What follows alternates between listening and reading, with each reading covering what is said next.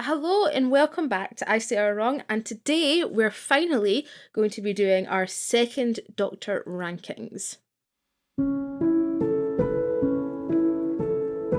The second Doctor era of Doctor Who is likely one of the most impactful and important eras of the show's history.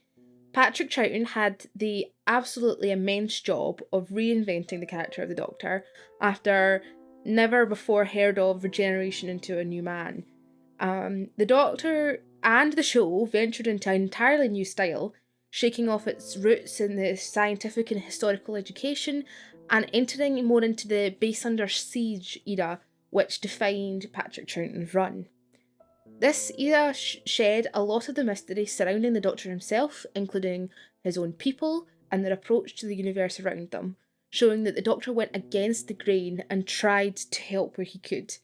Along with a lot of the late 60s, Doctor Who became immensely political, especially in regards to environmentalism and corruption in positions of power, as well as exploring some of well discussed opinions of the time, such as overpopulation and the human expansion into space. As a result, the Second Doctor became a swift favourite of viewers and favourite Doctors alike, cementing his legacy, even though for many, many years to come, there were very few of his serials completely surviving.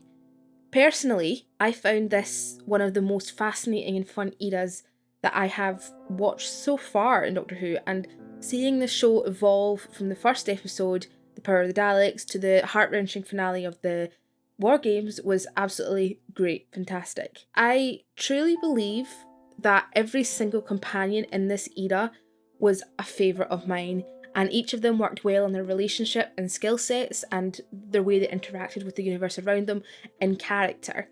Classic Who is not entirely known for having a well, in-depth pattern of character development, but the strongest character arc of the entire classic show can be seen in this era with the character of Victoria.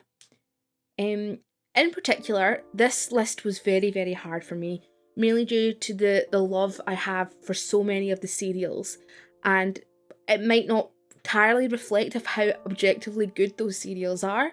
So bearing that in mind when you're watching this ranking, that a mid-serial might be higher because I like the characters or I like the relationships in it. So here we go, and I hope you enjoy. So I think the Space Pirates being at the bottom of the list shouldn't really be a surprise to anyone who's watched it. It's a Doctor and companion light story, well, as light as you can get for Doctor Who without them not being in it, like Mission to the Unknown. It's missing, and the recording that we have of it is very, very crackly, the audio. All of this set it quite badly up for going into it, but along with those facts, the story itself is quite weak, and it's both confusing and boring at the same time, which isn't a very good combination. This, I think, is the second time Doctor Who tries to do a Western, but instead of focusing on a spoof of a famous person of history like Wyatt Earp and Doc Holliday, it combines that Western ideals and the Western themes with space travel, which was more in tonal keeping with the Second Doctor's era. Although it's very quickly becomes apparent that it's less about pirates in space, which is what it kind of is set up to be, and it's more about the corruption and cover up of a government employee. So unfortunately, it's one of the times that it doesn't quite, the political allegory doesn't quite make sense in this story, and it doesn't really fit in with the theme I think it was trying to go with. The characters themselves are pretty forgettable, apart from the main pirate, which is a very stereotypical cowboy-like character. His name was Clancy, I think, which, even though he drove a spaceship, he still dresses like cowboys of the late 19th century. And the typical Western archetypes were in that character as well. However, that just sort of bogged down the story or the message that they were trying to tell, instead of trying to uplift them. The TARDIS team, which was Zoe, Jamie, and the Doctor for this one, were very passive throughout it, and which annoyed me because of what was going on. The Doctor would likely get involved, and it felt really out of character for all three of them. However, it kind of makes sense for the behind the scenes knowledge, the huge serial of the War Games was being prepped at the same time, so they had to work in that one instead. I think it's a testament to almost to this era, with this being the worst of them, because it's not actually egregiously bad. It's just very dull and not interesting and quite forgettable. So like, it's not terrible. It's just. Ugh. The Croton suffers from the same forgettableness as the Space Pirates does, although this time the message that it's trying to get across about the exploitation of workers does land a little bit better, and it does fit into this theme of that's been going through the last 2 seasons in this era. It attempts to create a stand-in for the Daleks, or like a replacement for it, and it's similar to a lot of attempts that's happened before that, but it doesn't work. Again, there's nothing really you can do to replace the Daleks in this era. There's little to say about the plot. It's pretty boring, straightforward. Locals are pressed, Doctor and Co save them, shenanigans ensue, etc, etc. There are quite a few little things that I do like within it, specifically the role that Zoe plays in the TARDIS team and her characterisation through her series. So throughout the season so far, it's been suggested that she is far smarter than the Doctor, and in this episode they had to take like an intelligence test and they're pitted against each other, and that's actually confirmed. So it's refreshing to see a young woman be pitted in terms of brains against the Doctor, who sometimes I feel is weighed as being the smartest dude ever. So it's a nice shift as well from the previous season, where the Doctor was the brains of the operation, whereas now it feels like more he is the heart.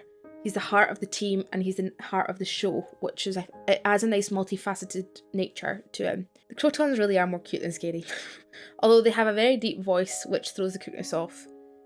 So all in all, meh. I think the bottom 3 for the Troughton era are all very much in the same in my eyes in terms of how much I actually enjoyed it. The only thing that separates these 3 are the little character moments within it. This one is evil invaders, the Doctor needs to help stop them. It has mildly interesting but ultimately frustrating background characters in the form of more militant pacifists who physically will not do anything even though the Dominators are killing their fellow men. There were some hefty Star Trek-esque costumes, which are kind of like Regency outfits with the raised waistline and the rounded neckline, and they were made out of this really weird synthetic material, which I did find quite interesting going into the costumes of it all. But the most interesting costume thing about this is the hunchback type of the Dominators, which I found really, really cool. It added an extra layer of threat to their stance, especially when they were shot at a distance, which I think really worked for them. I think this type of shot was popular in that serial. It was used quite often for that specific reason. My favourite part of the serial is right at the end where the gang is trying to stop this nuclear bomb from going off, and the way that they do it is that the Dominators like chuck it down a chute, and instead of like it hitting the bottom and exploding, the Doctor just fully catches it. He just catches it. And it's buck wild and ridiculously, he just catches a bomb, and it, like, anyway, yeah, that's the highlights of that serial for you. The introduction of Zoe is perhaps her weakest story, which is a shame because she is easily the strongest part of it. Straight out of the gate, her competence, her rashness is shown through her determination to figure out what exactly is going on, or insistence on joining Jamie and the Doctor on their travels, despite their severe hesitance for both her safety and the fact that they don't want to get hurt again. The brotherly and sisterly relationship between Jamie and Zoe is very earlyly established, and it's really fun to watch and see how that relationship evolves over their time together. The second episode occurs when the Doctor is knocked out, causing Jamie to have to deal with the whole bunch of things on his own, which is also quite unique for him because I don't think he gets that spotlight often. He doesn't get that opportunity, and it really works in his favour. It expands his character, and it's more pronounced in the next season to come, but it shows that he's picking up more of Victoria's habits and approaches. He's becoming braver. Like, Jamie was more often than not being like cowering behind Victoria, not really wanting to investigate these things. Victoria often initiated the story, so it's nice to see him going for it and actually being involved more. The use of John Smith as well being the Doctor's main alias is very funny because Jamie just panicked and picked something random off the wall, which I highly approve of that. However, all in all, the story itself, the plot, is very, very weak. It feels like a repeat of all the other Cybermen and Ice Warrior stories, though done far poorly. The cast of secondary characters feels bloated, there's lots of them, and it just doesn't work right. After the previous stories, it feels as though Fury from the Deep would have been a better close for this season rather than this one, which feels more like a below average opener. But it was nice seeing Zoe in her main environment and realising that she's smart. The Daleks, to me, are the weakest enemy in terms of the Second Doctor and the Third Doctor. I feel like for both of them, it just doesn't really work as well.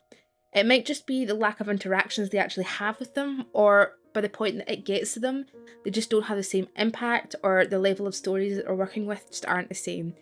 But they really, really lose their punch by the time they get to the power of the Daleks. The regeneration of the Doctor is remarkably similar to more recent regenerations than I expected. The way that the Doctor acts post-regeneration, which is confused but still trying to do the right thing, is a very key component of Doctor Who that I feel is consistent from every level of the show's lifetime. No matter what, the man is the Doctor by that factor alone. However, the focus of this story is how the regeneration affects Ben and Polly in different ways. This is very important as it was the first time that it was kind of done in Doctor Who, and it was crucial that it was seen through the eyes of something familiar and stable. I think this as well is why they included the Daleks, because the Daleks were reliable, you know what they were, you know that they're bad guys, you know that the Doctor had to stop them, but also Ben and Polly both acted differently, but in believable ways, with Ben being more up in denial, not really knowing how to do things, being very frozen, which gave Polly some nice independent time to develop to stand on her own instead of more of a duo with Ben. If there was something to criticise in terms of character here, it would probably be that Ben, I think, was unfairly sidelined throughout, with him just being there to argue and disagree with Polly, which was really frustrating, and it made him seem like he was being written like Stephen, which, if anybody knows my opinions, knows that I do not like Stephen.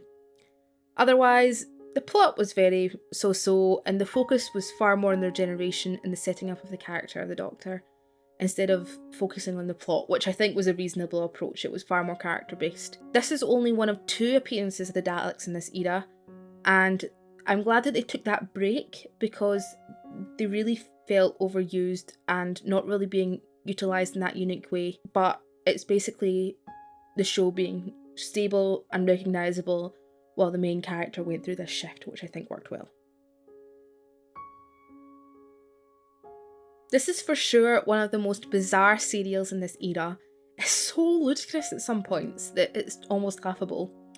It's really fun as well because it's one of the first appearances of Atlantis, which has been brought up loads over the past 60 years, which is quite funny. First of all, there is a distinct lack of clarity whether or not this is Atlantis in the past or Atlantis in the future. I think it's in the future because Polly mentions the Olympics in 1968, I want to think, which makes the entire vibe or aesthetics of this a really wild choice. The Crazy Scientist, which is the spit of Young Frankenstein featuring Gene Wilder, is chaotic and mad, but I really appreciate how much they actually leaned into it and how much it really paid off in the serial. It felt ludicrous. When you had fish people in fish suits walking around, it made no, and there was weird human, it made no sense, right? But the whole vibe of it was quite fantastical and it was quite surreal, and I think it worked well for it. I think it definitely goes above other serials because of how much it worked well and how it actually leaned into the whole premise of it. It was weirdly entertaining, but it was still quite dull in terms of how things worked. But you can actually see the start of a more focused political discussion. So it's talking about modifying fish to make them more selective breeding, eugenics almost, and it's kind of focusing on that and drawing from that and commenting on how maybe that's not a great idea, which, it's not. Eugenics is bad, surprisingly. So it feels really interesting because of how you can see almost the sliver of that political era coming out of it. And I like it for that reason. So I feel like this had a lot of the same issues with Power of the Daleks. However, there are quite a lot more redeeming features than that serial. This is in the introduction of Victoria, who is, along with Jamie, the main companion for season 5. However, she does spend almost 2/3 of this quite long serial being locked up with the action happening elsewhere. This means that the majority of times we are seeing her in her own introduction serial. She's just sitting there being sort of sad and pathetic and imprisoned by the Daleks. So once she gets out, she contributes far more to the story and it's far more interesting. But I do wish that had happened a little bit earlier to get a little bit more of her, up and about. Like I said, it's quite a long serial, which certainly drags apart from the first and the last episode. It feels quite a lot of it's meandering and repeating, though there are quite a few unique plot points that pose interesting questions. And one of these is the Dalek factor, which is a very unique and interesting thing that does not seem to be brought up again in the show. I do think it might be brought up in the expanded universe, so I'm looking forward to getting to that when I do. But I feel like it would be a really, really interesting idea to be developed more in the show. The actual mechanics of the story is quite muddled, and it takes some of a proper hardline focusing to understand the ins and outs of what's truly going on. However, I think the best part of this serial by far is the use of Jamie. Jamie is used as a weak point for the Doctor by the Daleks. It works so well. Over that previous season with him and Polly and Ben, their relationship has grown and developed really, really well. So by the time they reach this point, it's clear that the Doctor admires Jamie immensely, but then he's put up against the realization that he has to save the Doctor and save Jamie at the same time, and how doing that might not be possible. But Jamie is always in this serial kind of lifted up and went, this is the pinnacle of the human factor. This is a strong example of what humans could be, noble and brave and loving and all that kind of things. And I really think that is a perfect description of Jamie in this show. I think it's perfect how it sees Jamie. I really do. This and the costuming, I think, are really, really good in this serial. Everything else, meh. But the costuming was good. So this story is quite a strange combination for me personally. It is, by all means, a fairly below average story. This era was really not good at introducing companions. This is all 3 is in the bottom half. However, this episode is not the exception. But it holds such an important part of my heart that I can't help but admit that I am so severely biased in favour of this episode. So it's set in the Highlands, following a family of Jacobites as they try and flee the massacre at Culloden. Their paths cross over with the Doctor, Ben and Polly, and things kind of go to hell from there. It's really interesting watching the British Army be portrayed as the bad guys, as this is not often the case in this era of television, and certainly even in this era of Doctor Who. In the end, they get split up and they have to find their way back to each other, each of them kind of using the characters that they've met. So Polly is matched up with this Highland girl, and they get into nice shenanigans. It's fun. Jamie and Ben really develop a bromance kind of thing going on there, which is quite fun. And because it's the second Doctor's second ever serial, it's not really, his characterization's not as fully developed as it is in the next couple of episodes, but it's still very fun, and he's far more of a trickster-like character, far more chaotic and far more causing problems on purpose for the sake of it, which is very, very funny. I've got 2 favourite scenes from this one, which I'm going to talk about, and that's first one where Polly and the Highland girl trap a redcoat in a pit and like blackmail him to get money from him, which is so funny, and I just was laughing all the way through it. And there's a scene where Ben is Jamie's being shipped off to the colonies in America as an indentured servitude, and Ben just fully dives onto the boat, he swims out to a boat to rescue him. It's really cute, and it's nice to see their relationship. I think their relationship cemented first, and it was used to kind of build upon that as a team. Also, it was very nice to see Gaelic represented in an era not long after it was attempted to be wiped out. The 60s still weren't doing an awful lot to not wipe out Gaelic, so it was very, very nice to see the characters speak it, even though it was limited. So this is the second appearance of the Cybermen, and it's also the first redesign. Their appearance, all in all, is less scary, but they are far more menacing with how they portray themselves. I think the Cybermen really started off strong with their first couple of appearances. It does hit a lull, at times, and it really doesn't feel like it uses proper use of the characters that it's in. There is quite a lot of interesting sci-fi concepts brought up in this, like, for example, the fact that this moon base helps control the weather on Earth. That is something that's brought up quite a few times through Troughton's era, and it's interesting to see kind of, again, like the Underwater Menace, the smatterings of it. So the Cybermen are attacking this moon base because they want to control Earth, and they think by doing the weather that's how they'll do it. And so how they're kind of knocking out people in the moon base, picking them off one by one before they finally invade and get the rest of them.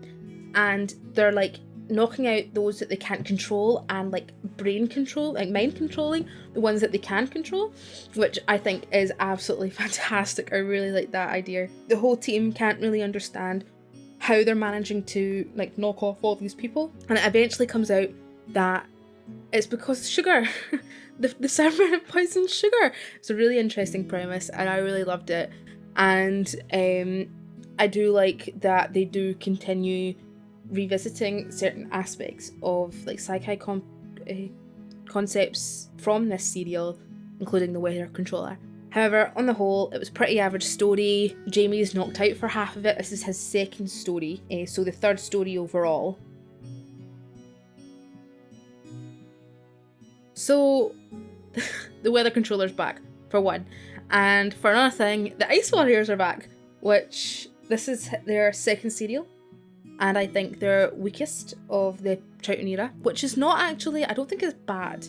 It's not a bad serial. I know people think it's bad sometimes, but I don't think it is. However, the main focus here, or the main discussion, I think, in this episode is the discussion around the moving of technology and dependency of one type of machinery. So quite a lot of the plot of this serial focuses on the fact that they're the way that they travel between the Earth and the weather controller, which I think was a space station, was transmat.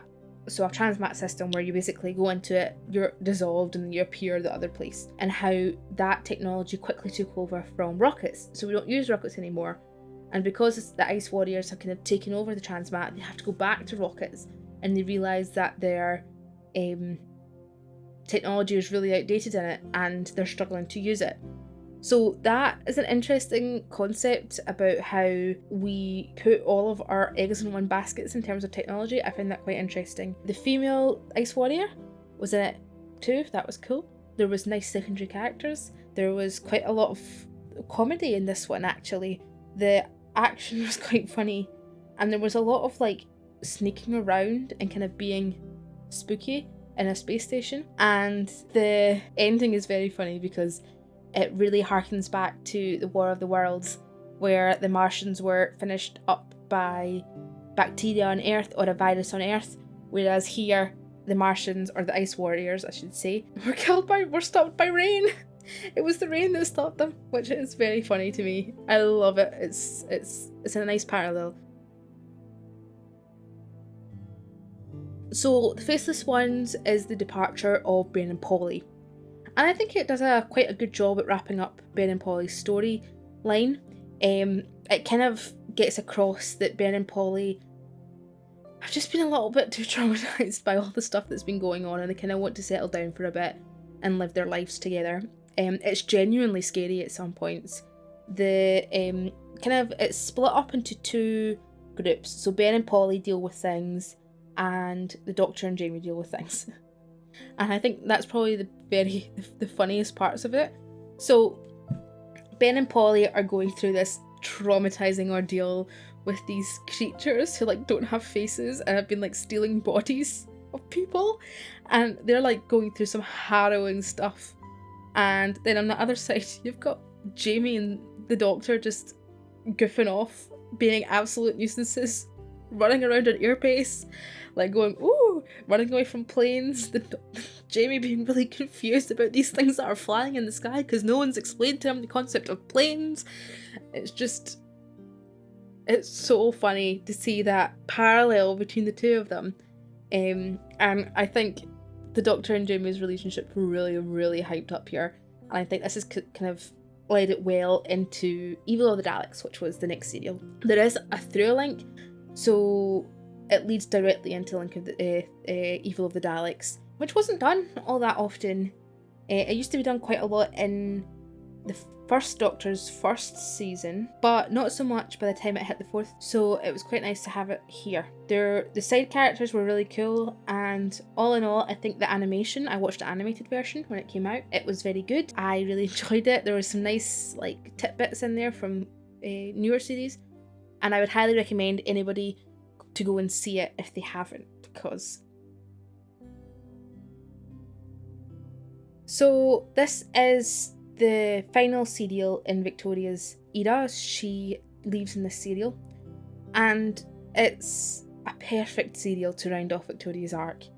It's bittersweet, yet you know it's time for her to leave because she's kind of outgrown the Doctor and outgrown them. She's ready to move on, and she knows what she wants from her life. She wants a stable home, she wants a family, and she wants to live the rest of her life in relative peace, because she goes from being this very timid girl to growing into herself, being very adventurous and brave, and then really stopping a lot of bad things in the world, which kind of makes her realise that if she just keeps going like this, she'll just keep going, she'll just keep saving people, she'll do what's right, but it's wearing her down a little bit.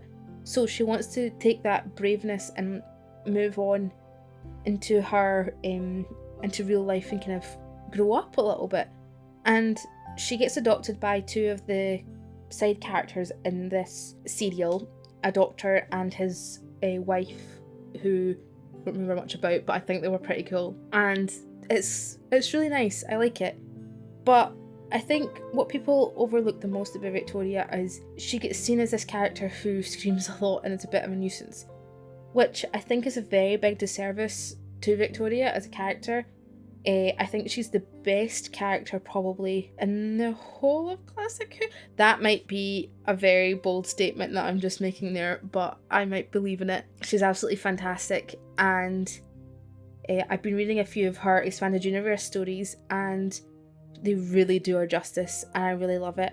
And I think this serial is almost a critique of the idea that all Victoria does is scream, because the only thing that saves them is the fact that Victoria does scream. It's just, it's full circle, and that's why I think her arc is just the perfect one in Classic Who, and how it moves. The themes of pollution and the demonisation of oil comes through this serial. It's very heavy politically, especially with like pollution and stuff like that.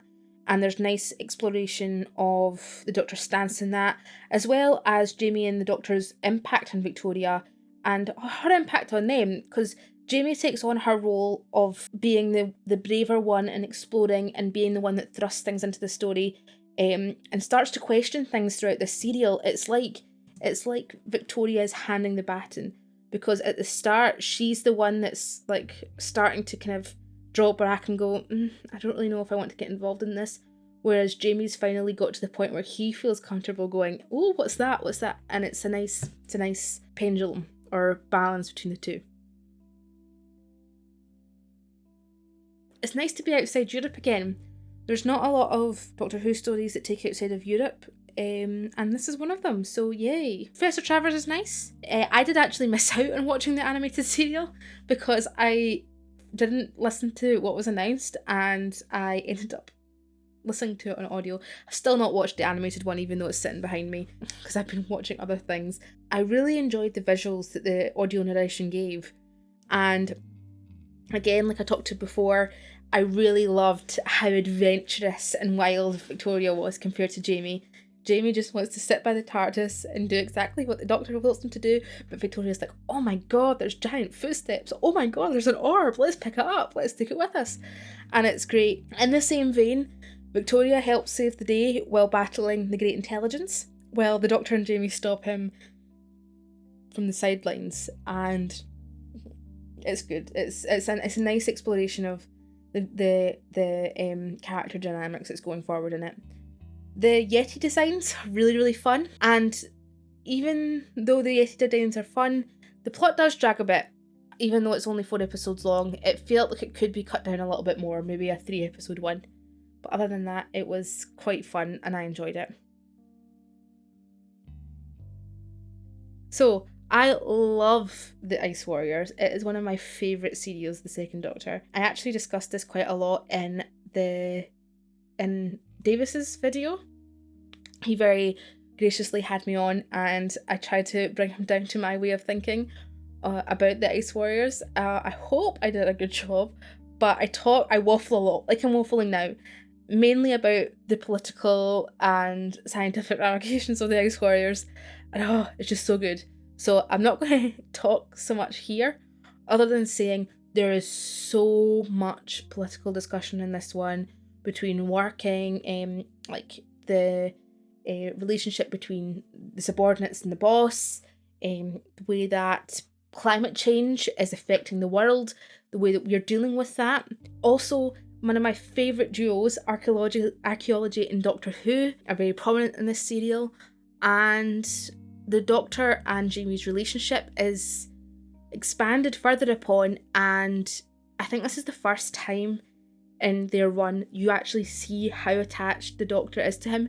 Like, the Doctor is fully ready to blow up the Ice Warriors once he thinks Jamie's dead. It's quite intense, which I'm a fan of.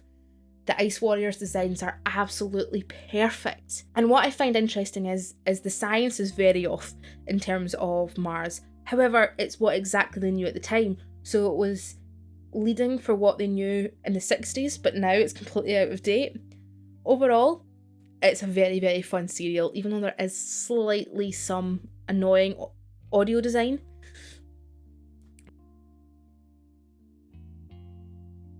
This is the first case of not only reoccurring friendly characters, but the introduction of perhaps one of the longest reoccurring allies of the Doctor ever, and that's the Brigadier. This introduces him pre-unit, where he is not as strict as he is in unit, but he's a fun but a stern character who's got a lot of quips about him, who meets the Doctor sort of off screen and then brings it in. But there is the reoccurring character of Professor Travers, who is portrayed by Deborah Watling's real life father. He's welcome, and I really enjoy seeing him again. And I think this serial does him a lot more justice than The Abominable Snowman did. It really lent into his background and his things and how it works, and it's far more interesting in this setting. Professor Travers also has a daughter in this serial, and she's also really, really fun to be around and adds a nice female influence for Victoria to bounce off. I think something that's quite good about this era is quite often they introduce female side characters for the women companions to bounce off. So it's not like the Jamie and Doctor's show, for example. Victoria and that kind of gets the main focus as well, which I really enjoy. There is a lot of other weird things going on in this serial, like the Welsh guy, the reporter, the military. It's set in modern times, but it's in the underground tunnels. It's quite bizarre, but it's enjoyable and fun, and I would highly recommend it. So this serial is the serial in Doctor Who that has given me the most anxiety out of anything I have ever watched before. It's so stressful. There's so much, it's so heavy. And I think I went into it knowing almost nothing other than Patrick Troughton plays two roles.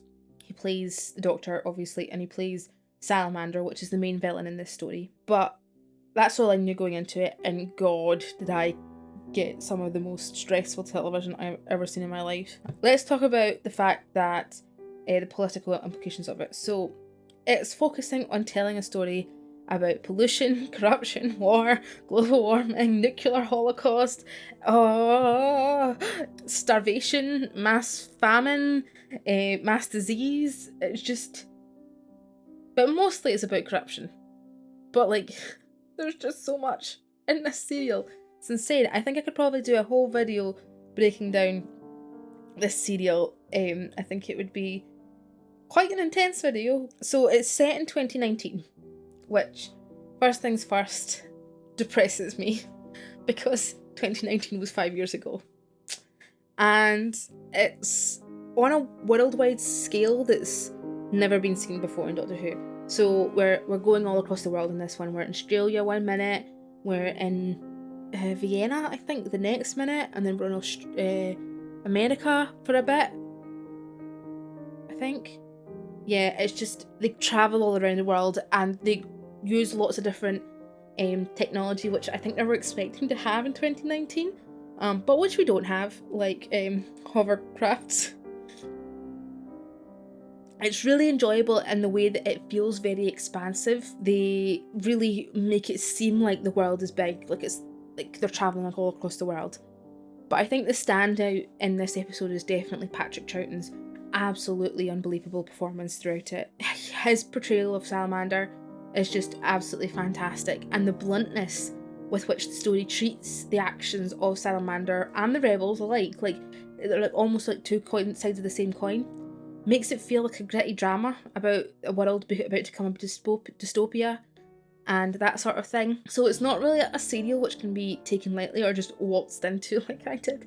I feel like I needed to prep it if I was going to watch it again. In terms of other characters, Jamie and Victoria have a nice bonding time. They vibe well together. But other than that, yeah, it's a good serial, but very heavy.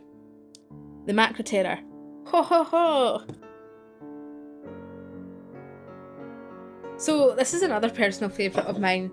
Although the music can be repetitive, I think it leans into it. So the Macra weren't actually seen on screen, but I watched the animation, which you saw a lot more of it in the animation than you did on the screen. Obviously, because this was a lost episode. However, I really enjoyed it. Really enjoyed the extra bits that they put in and cut out, which I know were controversial when it came out. I didn't think I enjoyed it a lot more than I listened to the audio a long time ago and I can't really remember what it was like, but I do remember enjoying it a lot more the second time round. There were some nice scenes in it. For example, Ben got the chance to go a little bit nuts, which was like he got taken over, which in comparison to like the first serial which we met Polly, she was the one getting taken over, so it was almost like a nice horseshoe moment. And although I really hated seeing Ben being bad, it was really interesting because it forced Polly to more down to earth side to come out, and it really helped build Polly's character because he normally is the more solid, dependable one. So Polly had to become that because Jamie's just absolutely nuts. I don't know what happened. Jamie just goes off the rails. Where Ben goes bad, Jamie just goes absolutely batshit. The chaos that transpires between the Doctor and Jamie, I do not know. Put them two together without any adult supervision and they just go insane. This serial is genuinely so funny. It's really, really funny. And politicalness, there's quite a lot of it again about corrupt government, governmental secrets, and it doesn't light up. It's pretty much all about corruption at some point, at some level or another. When I was little, this was the first ever Second Doctor serial I ever watched, and therefore it's got such a nostalgic place in my heart. It's it's unparalleled. I don't think there's very little that I think could be better than this, in terms of just being able to sit down and without any prior context watch an episode of Doctor Who. This would be a good one for the Second Doctor. So a lot of what comes above this, and that has a lot of weight to it, and you have to kind of know what's going on, but this you don't. So basically what happens is the start, the TARDIS blows up and they end up in the land of fiction, and it's a unique idea and it's great execution. It's like a fever dream, which I think they were really going for, and I think it worked out well for them, because you really don't know what's going to be thrown at you next. There's a really nice mix of stories. It doesn't just focus on the Earthbound characters and includes the past and Earth. For example, Zoe is a badass and she's really, really fun in this serial. There's a sort of master precursor to this, which was interesting, although felt quite bland, but the way that the Doctor defeated them was very, very cool. The story, because it was set in the land of fiction, allowed things such as a replacement for Jamie. Fraser Hines got the chickenpox, so instead of like Jamie just not being in an episode, they rearranged his face on a board, and that was the new character of Jamie for like 2 episodes until he could get reorganised again when Fraser Hines got better. So it was quite fun, and the character of the Doctor was really expanded upon a little bit more with the way that the end came about, and his kind of childness got darker, and it was really quite interesting and fun. So this is the second, what I would call a mega serial of the Second Doctor's era, and the Cybermen really regain their fear factor. So they, like the Daleks, they really kind of went down a little bit with the previous couple of serials, but here they really peaked and they really got scary again. And I think similar to how the Daleks being on Earth was a little bit more spooky, the Cybermen you could see parading through the streets of London. So it was very grounded, and it was very enjoyable in that aspect. Again, there was a couple of returning characters. For example, Brigadier is back and he is now in charge of UNIT.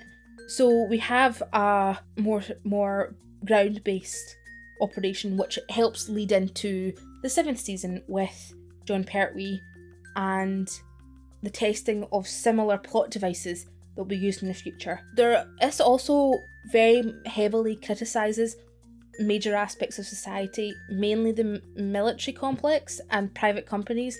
Although the message that they're trying to get across about private companies and military complexes and stuff, it's a bit weak because they're actually using the military as the good guys. So it's like they're criticising the use of private militaries, perhaps more accurately. Zoe is allowed to be both a girly girl and a genius, which is seen quite often in Doctor Who, but not so much in other genres. But this is a very early precursor to it, and I really appreciate it. And her having like a friend who's a girl and like them doing things together is really nice. The scene of her exploding that computer by confusing it and then just giggling in glee is really what Doctor Who's all about. It reminds me of Vicky like starting a revolution and Dodo like causing chaos wherever she went. It's a really nice repetition, you know? So I think a lot of people would say this is the magnum opus of the Second Doctor.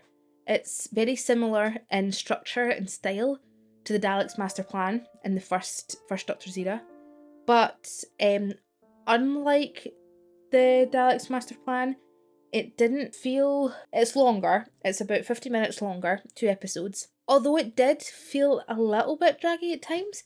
There's been 4 episode serials which really felt worse than this. However, I think some of the repetitive natures of it was on purpose, because it's kind of looking at the cycle of war and how war just kind of happens over and over again. It's the same thing. So the war aspect of it was really good, and the whole how the rich can kind of see normal people as playthings and will use it to their own advantage and that sort of thing, which I found really interesting. The war chief, the guy with the funky hair, reminded me of Cressida Cain from The Hunger Games, which was really fun. So he was really good. The most important thing I think for me, was the introduction of the Time Lords. And I think the Time Lords are so ominous here.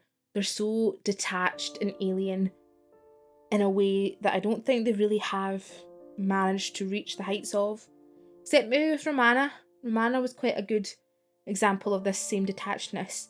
But they really peaked, I think, with their first introduction. So, sorry, Time Lords, but you guys peaked. They were very, very commanding and terrifying and really screwed up the Doctor. And I think the way that they treated the exit of Zoe and Jamie, heart-wrenching.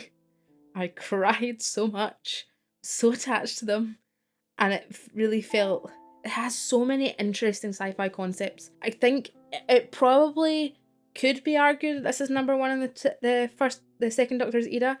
However, my favourite ever second Doctor serial is not this one. It is, in fact, categorically, this is the best second Doctor story in my opinion. It works so perfectly. It's got so many good things. Every bit of it is a hit after hit after hit. Oh, it's got archaeology. It's got base under siege. It's got Cybermen, which are actually good. You know, perfect. The side characters are great. They're so unique and underrated, I think. And it's funny, but it's really, really scary. And the most important thing, I think, for me is Victoria fires a gun. Victoria just shoots things. It's so good. I think archaeology and Doctor Who work so perfectly together that it's absolutely perfect. And I'm not going to say anything more than that, other than if I had to recommend you a serial from the entire second Doctor era, it would be The Tomb of the Cybermen. It's 4 episodes. Actually, I don't know if it's all... Is it complete? I can't remember if it's complete. It is complete, yeah. 4 episodes, perfect storyline. Victoria, Jamie, the Doctor. It's got some... Oh, it's not complete. I think it's missing 1 episode. Anyway, it features great Doctor speeches. The Doctor gets to do a mini speech and Victoria gets to hear him. And they really cement them as like a trio. And it's dead cute. And 10 out of 10. Absolutely wonderful. So that was my rankings for the second Doctor serials, and I hope you enjoyed it. I will hopefully be having a more established schedule going forward. I am currently very, very busy at work, so it's been working that. I have been doing short form reviews on TikTok, which I've been thinking of uploading here to YouTube if anybody is interested in that. Kind of documenting my route along the pilgrimage and more of the expanded universe content, because I'm kind of going through that now. As well as that, I will be releasing my season 8 video very soon. I've had to re-record that about 3 different times because I'm experimenting with the way that I do them now because of the BBC copyright having such a impact on it. So it'll probably more like this with some overlays and stuff, so hopefully it works. And anyway, thank you very much for watching, and I'll see you next time. Bye bye!